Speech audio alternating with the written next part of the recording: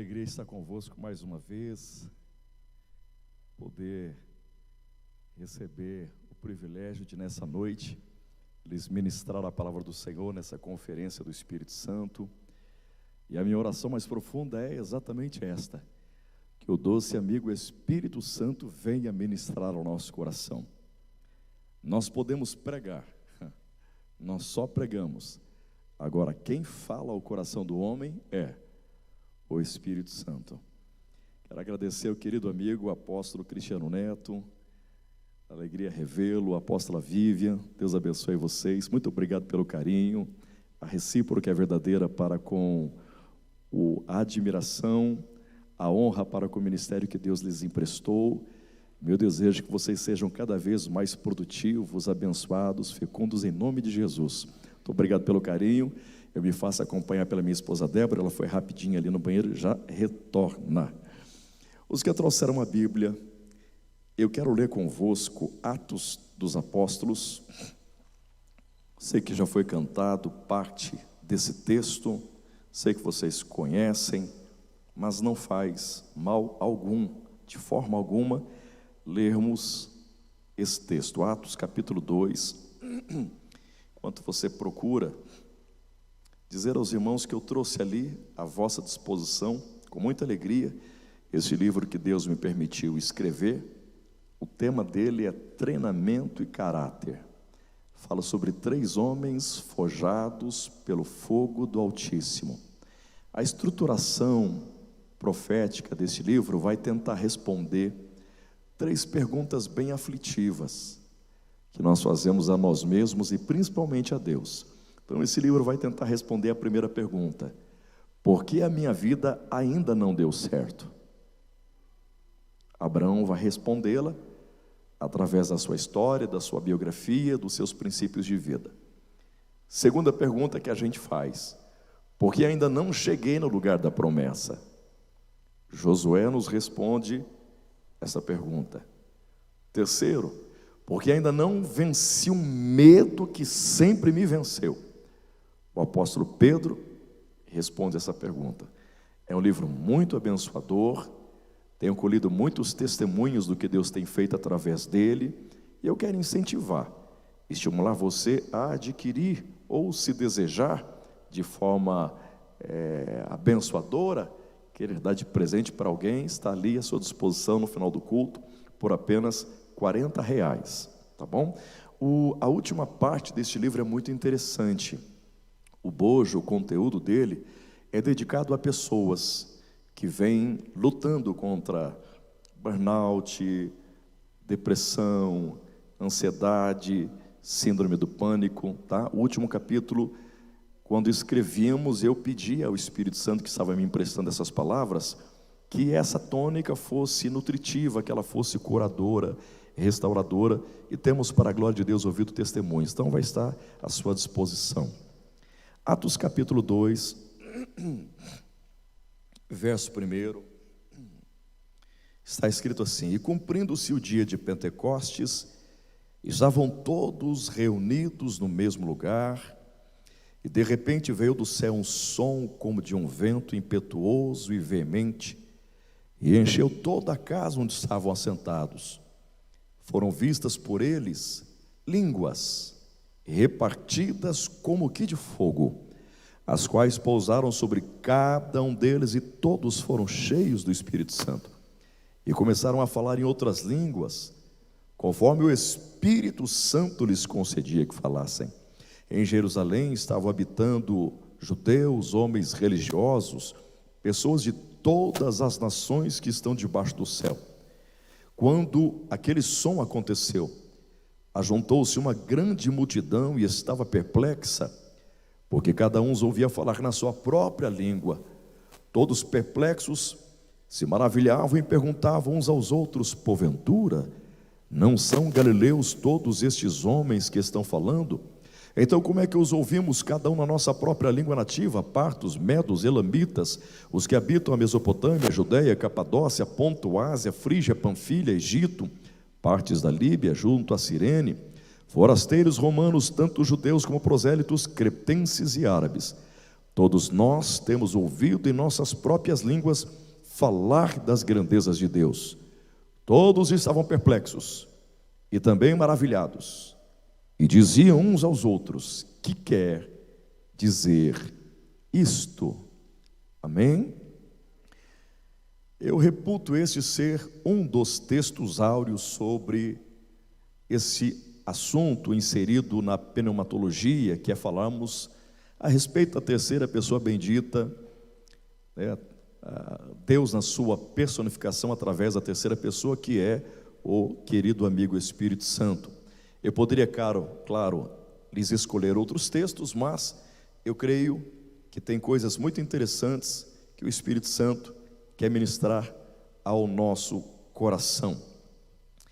Esse capítulo 2, ele está inserido nesse livro, que chamamos Atos dos Apóstolos. Atos dos Apóstolos é considerado o único livro histórico do Novo Testamento. Eu reconheço a unção sobre o apóstolo Cristiano, sua habilidade de manusear a palavra, sua dedicação, zelo, diligência para com a palavra, o quanto vocês também amam a palavra, aprendem com a palavra. Portanto, eu estou falando a pessoas que sabem exatamente como é que se procede à formatação canônica da Bíblia. A Bíblia é uma pequena biblioteca que contém 66 livros, e esses estão subdivididos em 2 grupos, em 2 pactos, em 2 alianças, 2 testamentos. Dos 66 livros você vai encontrar 39 catalogados no Antigo Testamento e os outros 27 no Novo Testamento. A nossa percepção bíblica, teológica, para com o cânon sagrado, se define através de agrupamentos de livros. Conforme os livros são agrupados, nasce uma nomenclatura teológica, ou seja, os 5 primeiros livros do Antigo Testamento, nós os chamamos de Pentateuco. Os 12 outros livros posteriores agrupados, chamamos de históricos. Os 5 subsequentes a estes, chamamos de poéticos. Depois destes, teremos uma carga máxima profética de 17 livros, onde dos 17, 5 nós os reconhecemos como profetas maiores, e os outros 12 como profetas menores. Quando evidenciamos, quando sinalizamos, quando fazemos a distinção maiores e menores, em hipótese alguma estamos tentando ensinar a igreja, estamos tentando transparecer que Deus reputa alguns como maiores e outros como menores. Não, jamais. Quando usamos a expressão profeta maior, é apenas para dizer que este profeta recebeu de Deus um volume maior, um insight maior, uma percepção maior, um sentido maior, uma ideia maior, um vislumbre maior. Ele recebeu um conteúdo mais robusto que os outros 12, que foram mais capsulares, que receberam um contexto, um conteúdo mais sintético, resumido, mais compacto. Mas todos estes estão recebendo do Espírito Santo a mesma seiva, a mesma revelação, a mesma inspiração, a mesma iluminação. Portanto, possuem diante de Deus não somente a mesma legitimidade, mas também a mesma importância. Agora nos preparamos para conhecer o Novo Testamento e obrigatoriamente, independente da sua versão ser mais antiga, como a King James, ou as mais modernas, como a Gateway, qualquer outra, independente da sua tradução, versão bíblica, você percebe que terminando o último livro do Antigo Testamento, que é Malaquias, aparecem algumas páginas em branco. É claro que a gente entende como um sinalizador de divisão de pactos, de testamentos, de alianças. Mas isso também tem um adereço profético. Isso também tem uma percepção celestial impressa aqui. Essas páginas em branco não somente estão dizendo que nós vamos acompanhar o novo, não, elas estão em branco tentando imprimir na nossa mentalidade cristã que o Antigo Testamento era o Espírito Santo falando e os homens escrevendo. Chegou em Malaquias, Deus parou de falar. Então, se Deus parou de falar, como é que os homens iriam escrever? Essas páginas em branco retratam um período teológico chamado interregno, ou interbíblico. Foi quando Deus ficou mais de 400 anos sem falar com ninguém na terra, nem por sonhos, nem visões, nem através de anjos e nem estola sacerdotal. Depois deste silêncio de Deus, nós entramos no Novo Testamento, dando de cara com os 4 primeiros livros, Mateus, Marcos, Lucas e João, popularmente, culturalmente reputados como evangelhos ou livros biográficos. Os 3 primeiros, Mateus, Marcos e Lucas, nós os discernimos como sinóticos. Sim, no grego, óticos, também no grego, sim, mesmo, igual, similar, semelhante, óticos, visão, perspectiva, olhar, ótica, sim, mesmo, ótica, visão, mesma percepção, mesma ótica que eles tiveram sobre o ministério de Cristo. Qual é a função de Mateus, Marcos e Lucas? Revelar a genealogia de Jesus terrena, através de Abraão e através de Davi. Essa é a função desses 3 evangelistas. E João, por que João não é sinótico?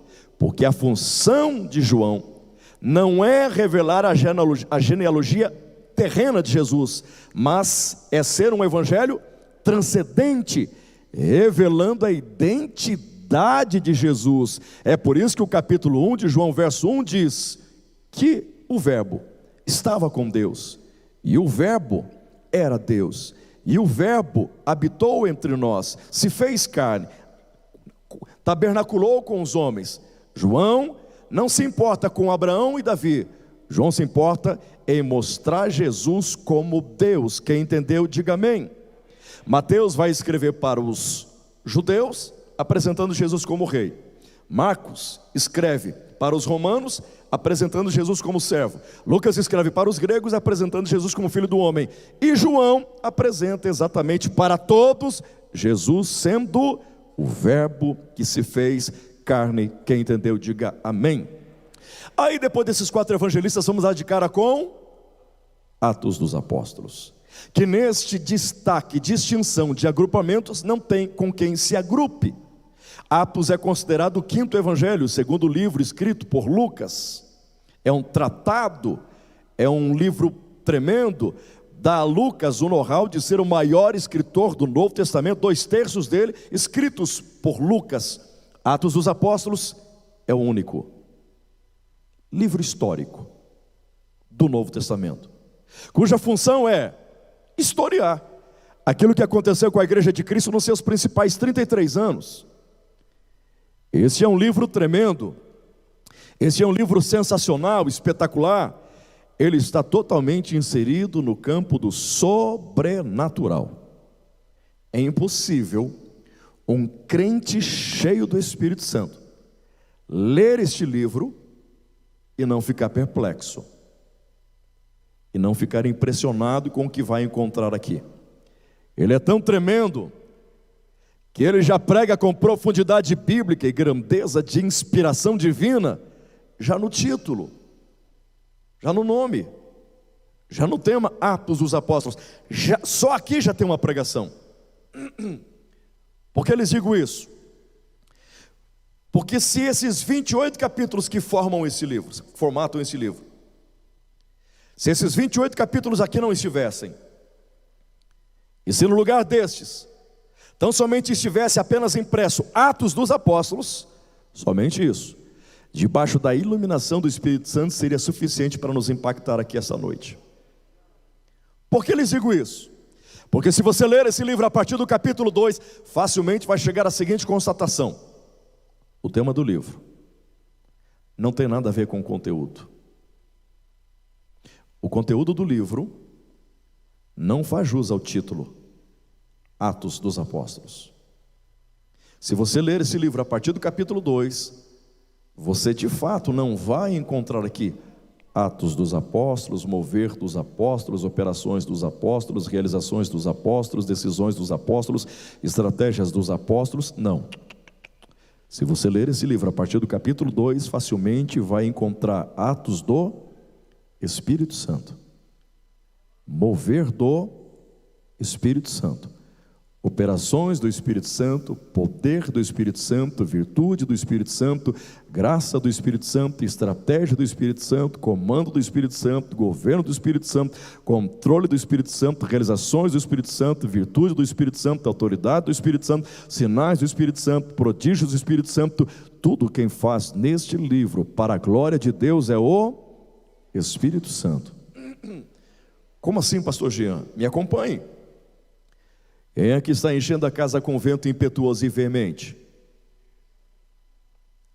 Quem é que está enchendo esses discípulos outrora tímidos, acovardados, medrosos, introspectivos?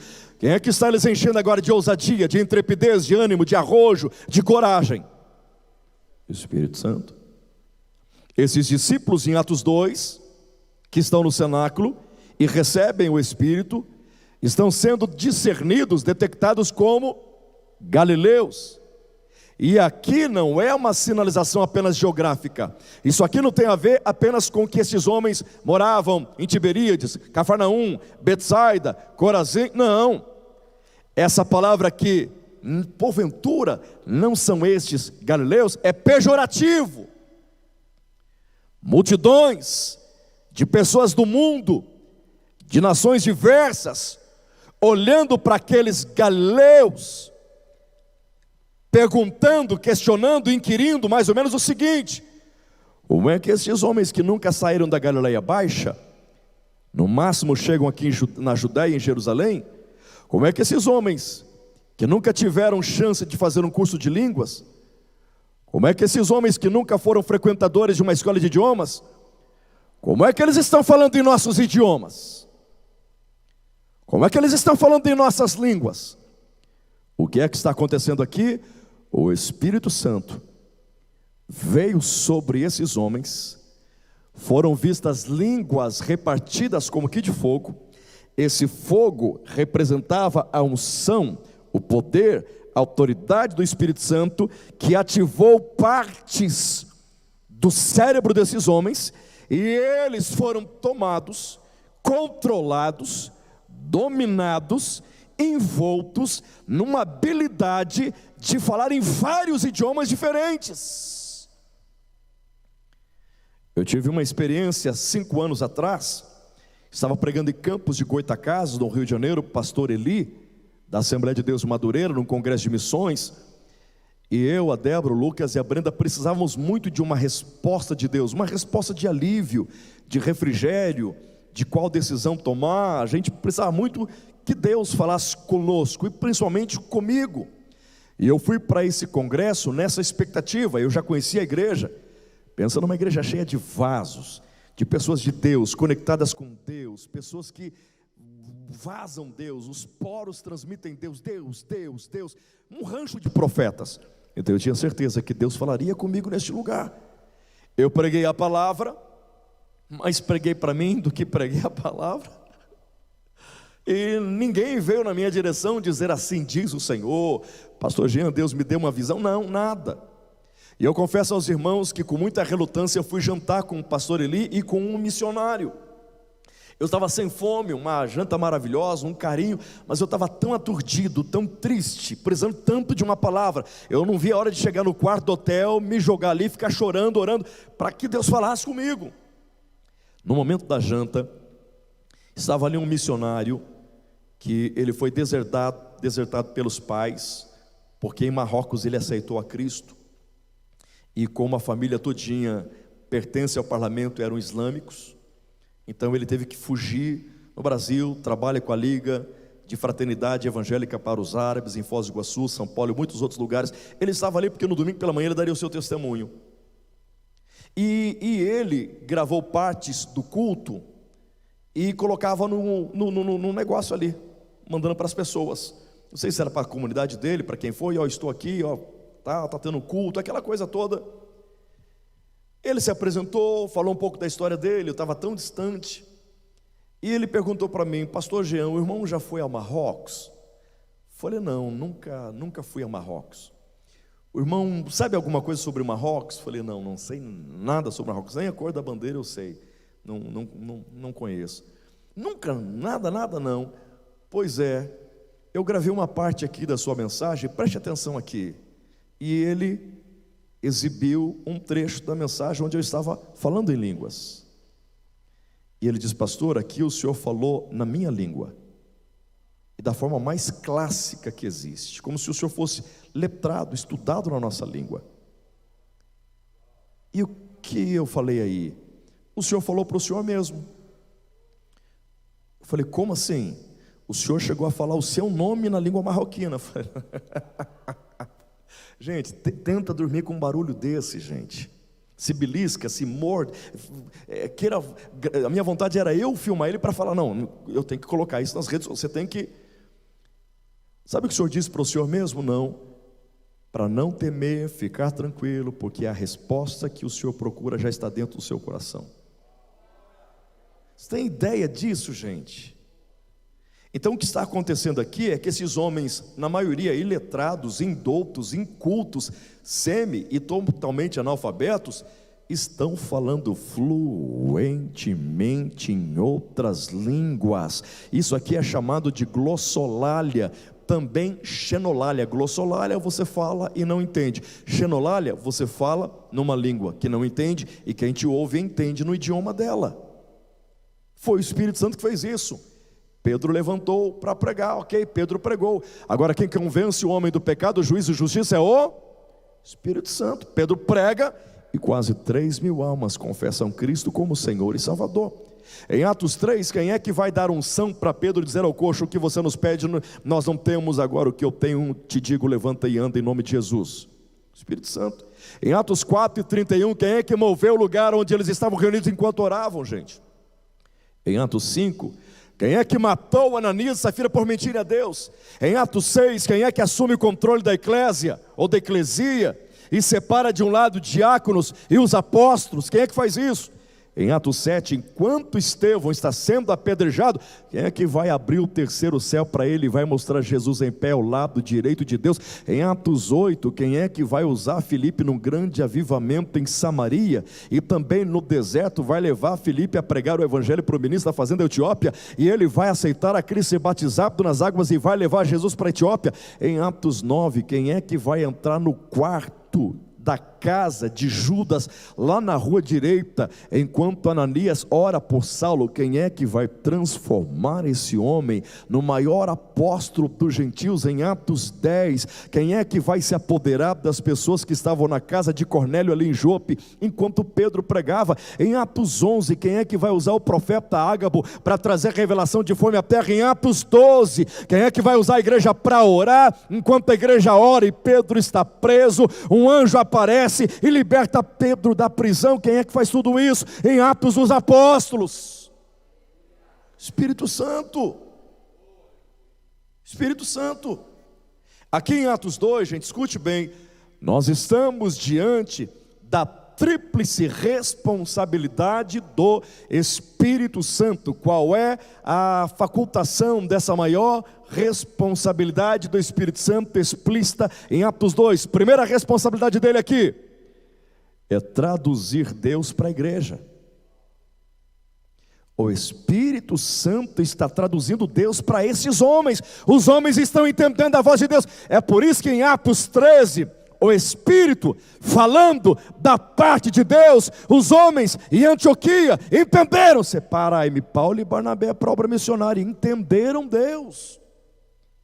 2, o Espírito Santo está traduzindo a igreja para o mundo, porque a igreja está pregando e o mundo está entendendo o que eles estão pregando. Diz a Bíblia que eles ouviram os quase 120 discípulos falando sobre as grandezas de Deus nas suas línguas. Eles falavam e o mundo entendia. É o Espírito Santo que traduz a igreja para o mundo.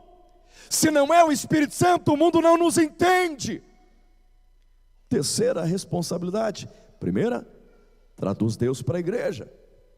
Segundo, traduz a igreja para a sociedade. Terceiro, traduz a igreja para Deus. Quando nós não sabemos como orar em nossas fraquezas, o Espírito Santo ora por nós. Ele geme por nós com gemidos inexprimíveis, e cada gemido, escute bem o que eu vou lhe dizer, e se você puder depois, por favor, glorifique a Deus. Quando o texto diz que nós não sabemos como orar, não é que eu não sei o que eu vou pedir, não, é que qualquer coisa que você estiver orando, ora errado. Mas o Espírito Santo que habita em você, ele calibra a oração, ele ajusta a oração, ele arruma a oração. Você pode estar falando tudo errado, não é assim que vai chegar para Deus. O Espírito Santo diz: Pai, não ouve não, ele está falando errado, é assim, o que ele está querendo é isso. E o Espírito Santo é atendido pelo Pai, não é atendido por você. Deus atende você por causa do Espírito, que é o teu penhor da promessa. Então não tem como a tua oração não chegar a Deus, não tem como a tua oração chega, porque o Espírito Santo traduz. Amém, gente? Ok, você deve estar dizendo: tá bom, pastor, por que o tema do livro não é Atos do Espírito Santo então? Se é ele que fez tudo. Digo mais: quem foi que usou 40 homens para escrever a Bíblia? Então, se é o Espírito Santo que fala e os homens escrevem, os homens são os autores ou é o Espírito Santo que é o autor? E por que ele não aparece como autor nos 66 livros? Porque quem ganha fama, a homenagem, a celebração, os lauréis, os aplausos são os homens. Se ele é o autor, os homens deveriam ficar ocultos, escondidos. Gênesis, Espírito Santo. Levíticos, Espírito Santo. Êxodo, Espírito Santo. Levíticos, Espírito Santo. Números, Espírito Santo. Deuteronômio, Espírito Santo. Josué, Espírito Santo. Juízo. Não. Você não vê o nome do Espírito Santo? Você vê Josué, você vê Pedro, Tiago, João, Abacuque, Naum, Malaquias, Miqueias, Obadias, Sofonias. Calma aí, ele escreve a Bíblia e não aparece. Quem consegue escrever um livro e não colocar o nome no livro? Ele fez tudo nesse contexto de Apos, e quem leva a fama são os homens. Quando na verdade não passaram de pedra lisa, quando na verdade não passaram de uma funda, de uma queixada, de uma sarça.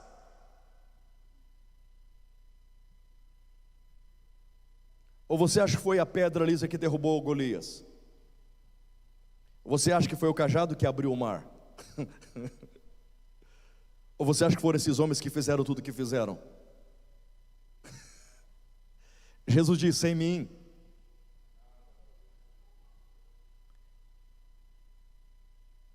então por que, pastor, não está o tema Apos do Espírito Santo, e sim Apos dos Apóstolos? Por uma razão muito simples: é que o Espírito Santo não é como muitos de nós que temos a síndrome dos artistas de Hollywood.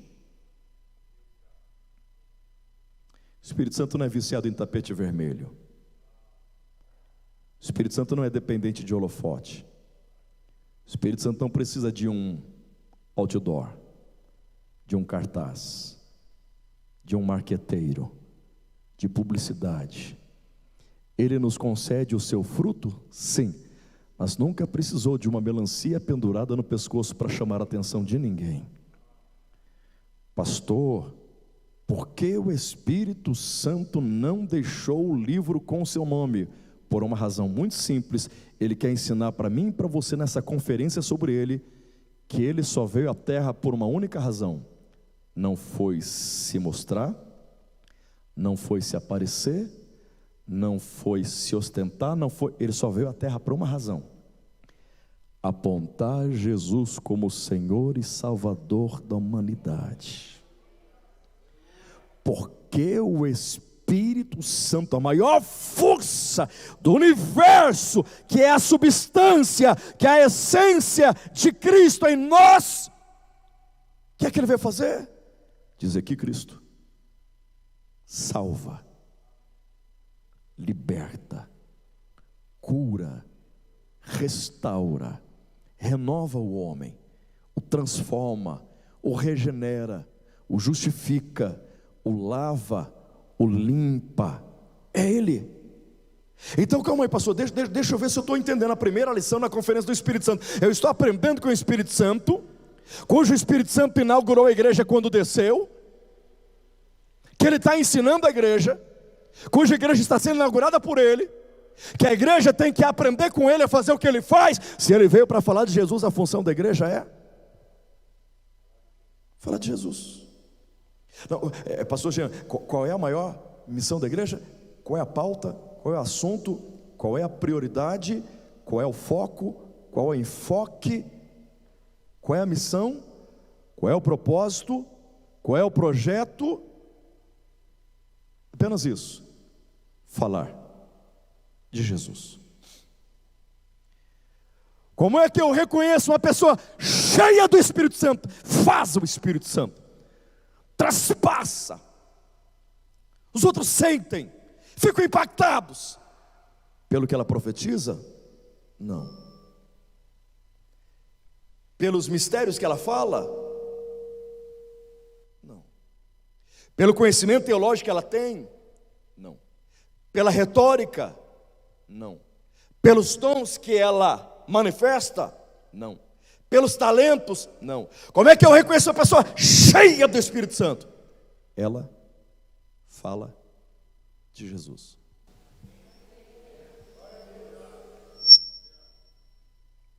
Jesus disse aos discípulos: ficai em Jerusalém, onde eles estão, até que do alto sejais revestidos de poder. Para quê? Para ser testemunha. Esse aqui em Jerusalém, até os confins da terra, não é apenas uma explanação geográfica. Ele está dizendo: fala de mim onde você estiver. Onde você estiver, a todo momento. Então, com todo temor, vamos nós como corpo vestir a carapuça que vamos ter que vestir. É a conferência do Espírito Santo. Ele desnuda, ele radiografa, não tem como se esconder dele. Ele é o Espírito da verdade, não tem jeito. Se eu e você não falamos de Jesus hoje, isso é uma evidência que nós estamos vazios do Espírito.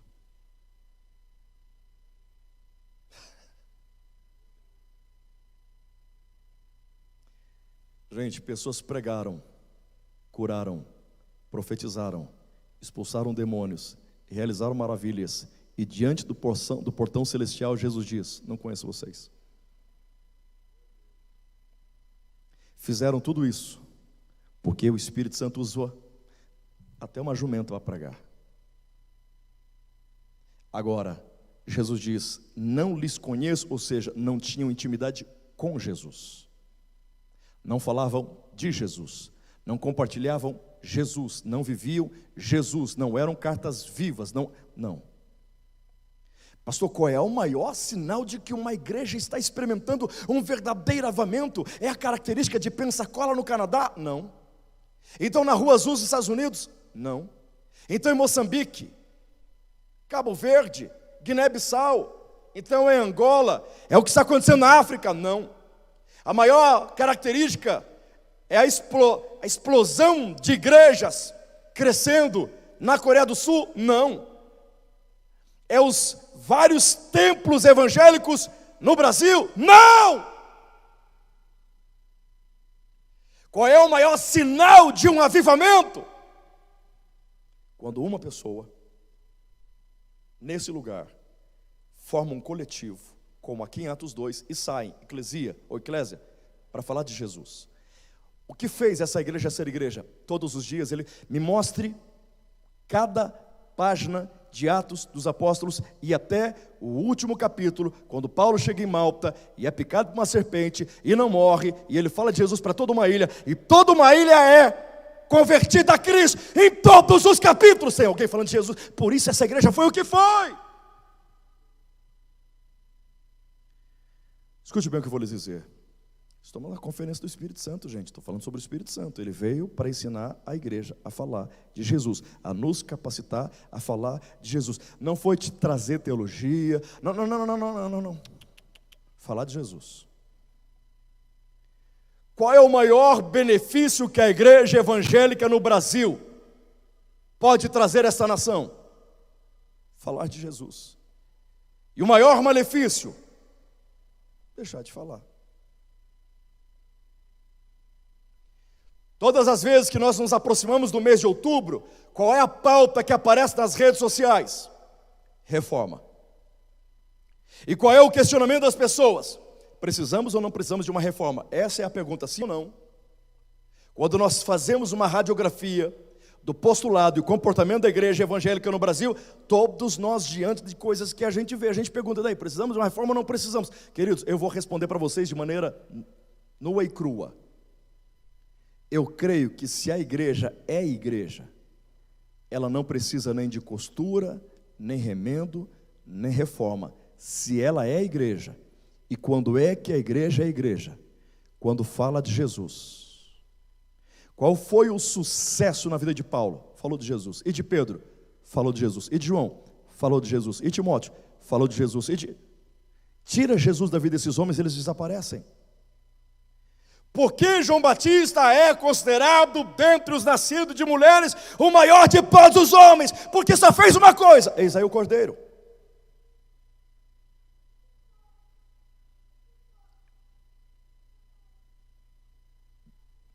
Deu para entender?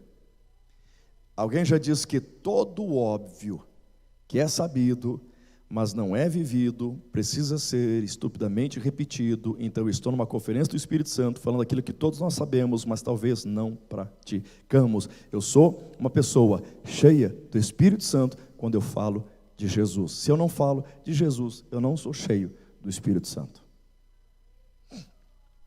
Eu acho interessante, apóstolo Cristiano, a coerência deste Espírito Santo, usar cada um no seu quadrado. E é por isso que a Bíblia vai dizer, Paulo vai dizer, cada um fique na vocação que foi chamado. Então, o Espírito Santo está colocando dentro de um quadrado Lucas.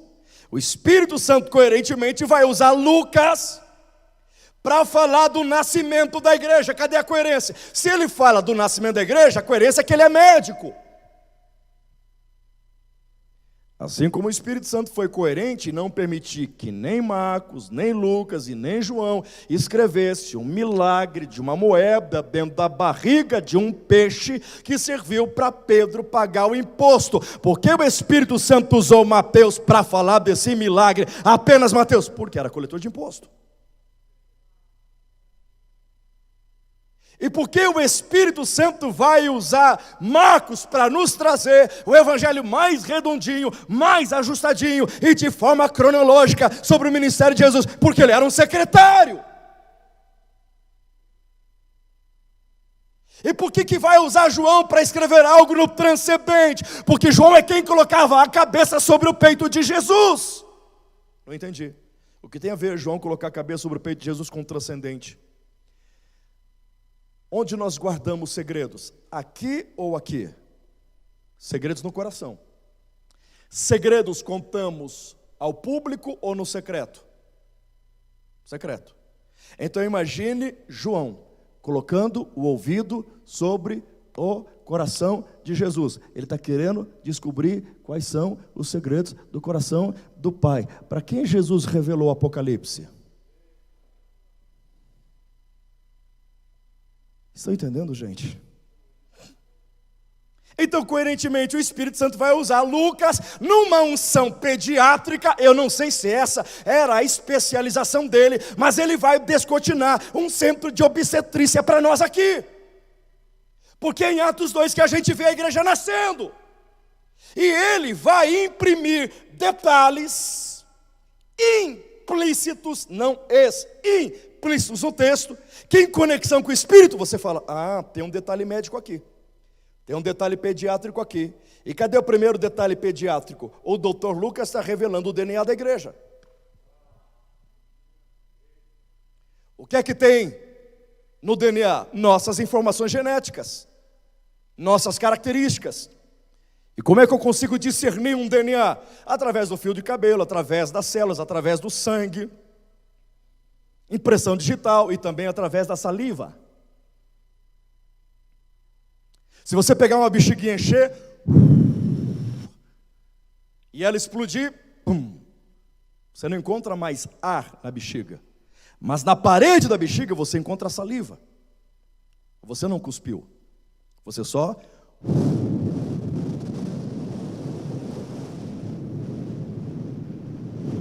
Tinha um boneco de barro no Éden. E Deus... Adão, DNA de Deus em Adão. Imagem e semelhança. Ezequiel 37, Israel perde identidade e morre espiritualmente, então Deus vai ressuscitar. Imprimiu o seu DNA outra vez, o Espírito veio e soprou. O que é que está acontecendo aqui em Atos 2? O Espírito Santo está imprimindo as características de Jesus na igreja. Quem olhar para Pedro agora, vê Jesus. Quem olhar para João, vê Jesus. Quem olhar para os demais, vê Jesus.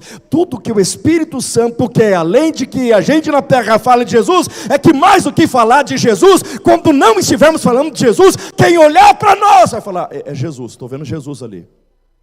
Eu estou vendo Jesus ali. Um dos missionários entre os índios de pele vermelha, David Livingstone, pregou a sua vida toda entre os índios de peles vermelhas que eram canibais. Morreu aos 33 anos por causa de ausência de recursos médicos. Quando morreu, ficou ali pelo menos 3.000 índios convertidos a Cristo. E a Inglaterra, que não sabia como é que estava o David Livingstone, mandou um outro missionário para lá. E esse missionário, quando foi pregar para eles, falou, não. Jesus está ali, debaixo da terra. Nós sepultamos Jesus. Quem entendeu, diga amém. A habilidade pediátrica de Lucas não fica só no DNA. Ela também se expande no que diz respeito à saúde percebida de uma criança quando nasce. A criança, quando nasce, os agentes da saúde, enfermeiros, médicos, os pediatras, eles conseguem discernir se a criança ao nascer está saudável ou enferma. E uma das formas de você discernir se a criança ao nascer está saudável ou enferma, uma das formas é medindo a temperatura do corpo. Se a criança nasceu com 36,5 graus Celsius, maravilha, saudável. Qual é a temperatura correta para nascermos? 36,5. E se nascemos com uma temperatura menor, problema. E se nascemos com a temperatura maior, problema. A temperatura certa, equilibrada, correta, ideal, 36,5. Abaixo, isso é considerado hipotermia. Significa dizer que a criança nasceu exposta a uma temperatura baixa, ao frio, impediu a circulação sanguínea. Se o sangue não circula, coagula. Se coagula, mata a criança. Não pode nascer hipotérmica.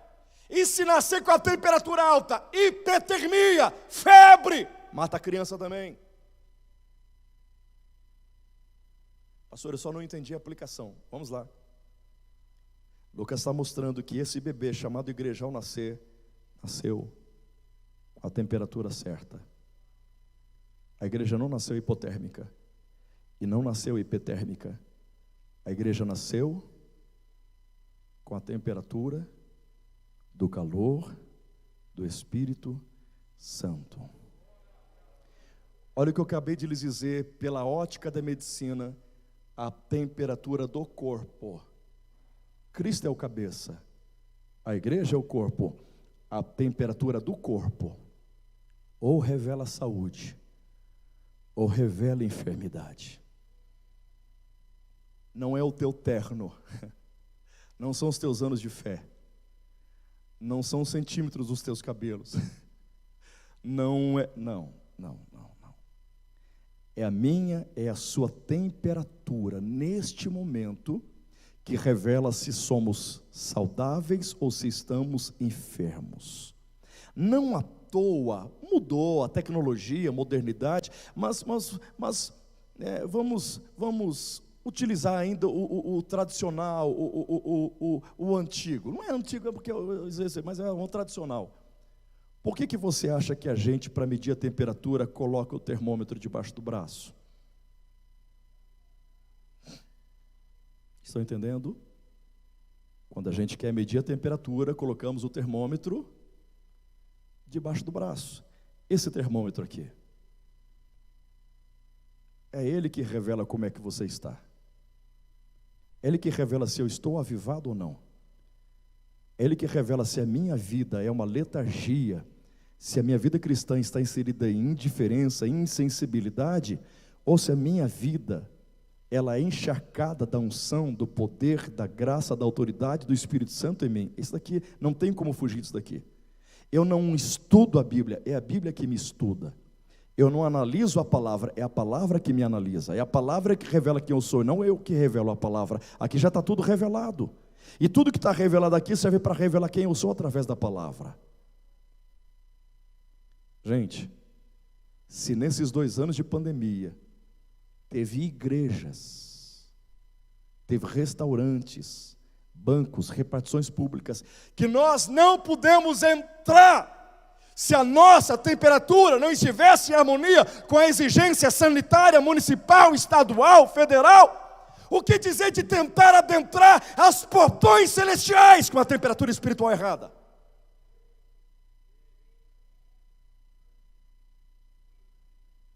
Gente, com todo respeito, eu estou pregando aqui, ok, não sou manipulador, eu acabei de falar que eu reconheço pessoa cheia do Espírito Santo, avivada pelo que fala de Jesus. Eu não estou falando de quem pula, de quem salta, mas calma aí. É difícil você ver uma pessoa ir para um estádio de futebol assistir o jogo assim, do seu time, quem gosta. Quem fez gol? O que aconteceu? E na hora que saiu o gol, valeu. É assim? Aí que você vai entender. Porque Lucas disse que a multidão, ao ver esses homens com línguas de fogo sobre a cabeça, ficaram perplexos, impressionados, impactados, suspensos. Eu fui investigar, eu fui pesquisar a palavra perplexidade no grego. Tem 4 palavras no grego clássico que essas palavras, elas são difíceis de serem transliteradas, entendidas na língua portuguesa, porque elas trabalham com muita introspecção. Elas trabalham com o in, não com o out, com o dentro. Então é difícil você entendê-las, porque ela trabalha, uma dessas é perplexo, perplexidade.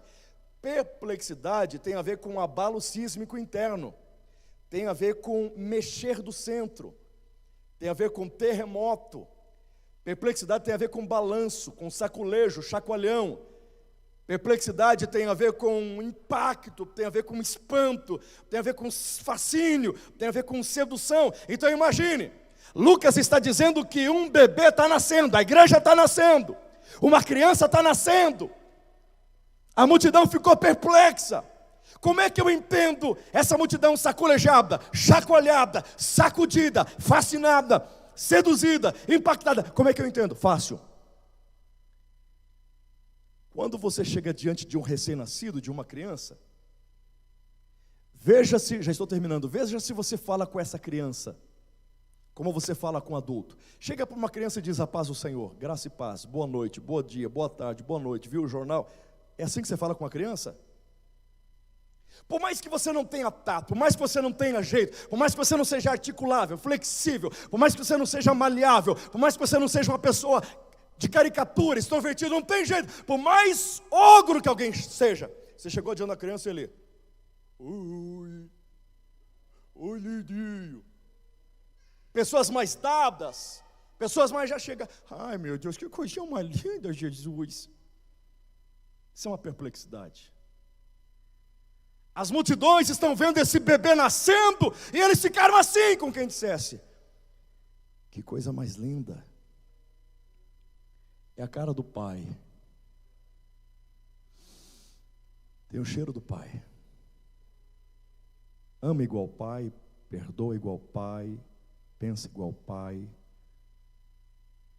Quem vê o Pai vê a igreja nasceu refletindo o Pai.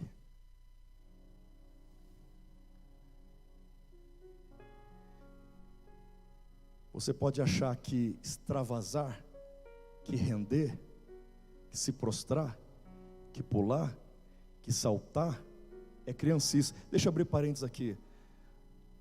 Apóstolo Cristiano, tenho 46 anos, faço agora 47 em março. Nasci em berço evangélico. Com 3 meses de idade fui colocado dentro de um lençol missionário como oferta a missões pelos meus pais, porque não tinham o que ofertar. Eu nunca vi uma escassez tão grande de mensagens sobre o Espírito Santo, manifestações do Espírito Santo, batismo no Espírito Santo, línguas estranhas, profecias, do que nesse tempo que nós estamos vivendo. Eu vou repetir. Eu nunca vi tanta distância. Da mesma forma que eu estou falando que quem é cheio do Espírito Santo fala de Jesus, eu também estou lhes dizendo que quem é cheio do Espírito Santo dá sinal de vida. Qual é a maior característica de um morto? Não tem temperatura. Coloca edredom, coloca cobertor, não aquece. Uma pessoa sem aquecimento espiritual, me perdoe, gente, ela é estática. Eu não estou manipulando você, eu estou dizendo que aquilo que a gente faz para outras coisas, a gente não tem a mesma expressão, a mesma perplexidade, o mesmo quebrantamento. Como prova que eu não estou te manipulando, eu vou trabalhar com 2 extremos. Eu vou trabalhar com João Batista, vida intrauterina, 6 meses de idade no ventre de Isabel, é um feto. Quando ele ouve a voz da mãe de Maria, quando ele ouve a voz de Maria, mãe de Jesus, quando Maria fala com a sua mãe Isabel, ele ouve a voz de Maria. Ele é cheio do Espírito Santo com 6 meses. Ele começa a saltar e pular de alegria. Isabel fica cheia pelo que está acontecendo com João, porque ele está sendo ativado para ser profeta dele. A ativação está acontecendo, sabe, imã? Ou seja, quando você fica perto de pessoa fria, você esfria. Quando você fica perto de uma pessoa cheia, você se enche. Porque ou você fica e cai fora, ou pede alguém cheio e você cai fora. Se ficar, não adianta, contagia, porque fogo se alastra. Assim como o frio também é epidêmico. Esse é um extremo, 6 meses de idade, cheio do Espírito, saltando, pulando. É o coxo na frente de um templo que não tem vida, um templo morto, um homem coxo há 40 anos praticamente. Só que quando ele é curado, não dentro, mas fora, porque ele teve um encontro com a unção, ele entra no templo saltando, pulando. Isso é a vida do Espírito. Rios de água viva, não um mar morto, rios fluirão. O outro extremo, João na ilha de Pátimos, 96 anos. Aqui, enquanto adolescente, 16 para 17, um mascote do grupo, dos discípulos, ele coloca a cabeça sobre o peito. Então ele se arrepia. Então ele chora. Então ele se quebranta. Ele é o primeiro a chegar no túmulo. É o único que ficou ao pé da cruz. Sensibilidade, calor, contato. Agora ele tem 96 anos. Artrose, reumatismo, e osteoporose, e coluna. E está desterrado, banido, exilado em Pátimos, numa ilha escura, no meio do nada. O último dos apóstolos. Jesus chega por trás dele e diz assim: João, e diz Apocalipse que virando-me para ver quem falava comigo, caí como morto aos seus pés. Houve um desmaio aqui, houve uma perplexidade, houve um quebrantamento, houve um fascínio. Ele não aguentou, se prostrou, caiu. Um feto pula, um homem de 96 anos se joga ao chão, e a gente mantém a pose. Meu nome, meu conhecimento teológico, minha roupa, minha maquiagem, minha produção.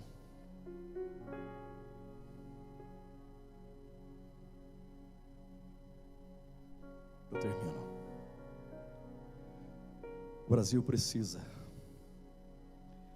de homens e mulheres que preguem mais sobre o Espírito Santo.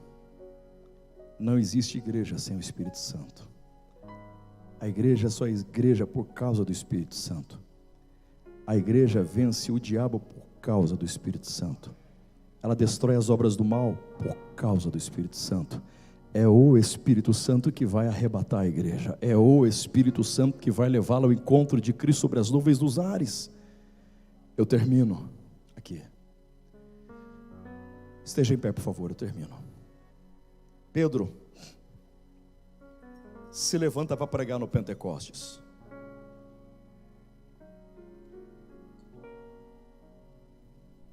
Gente, escute. Nós estamos diante do segundo Pentecostes da Bíblia. O primeiro acontece no Monte Sinai. Deus deu a lei. 50 dias depois que Israel saiu do Egito. 50 dias depois da Páscoa. 50, 50 no hebraico, Shavuot. Shavuot, transliterado para o português, Pentecostes. Primeiro Pentecostes. Deus deu a lei. E 3.000 pessoas morreram. Segundo Pentecostes. Deus está dando através do Espírito Santo a graça. E 3.000 pessoas foram salvas. A letra mata, o Espírito dá a vida. Escute para terminar. Entre esses quase 120 discípulos, a maioria dos pais da igreja creem que Lucas estava ali. Tomás de Aquino, Eusébio, Alexandre, Crisóstomo creem que Lucas, esse médico, era um dos 70. Eles também creem que Nicodemos estava aqui. Nicodemos era o príncipe da sinagoga. Também creem que José, que era de Arimateia, um grande senador romano, também estava aqui no cenáculo. Os teólogos creem isso. Eu estou tentando lhes dizer que não faltava gente boa no cenáculo também. Gente gabaritada, gente douta, gente que tinha o vernacular expressivo, sabe falar, sabe discursar, sabe eclipsar a massa. Gente douta também, gente também gabaritada. Só que o Espírito Santo vai usar o Pedro.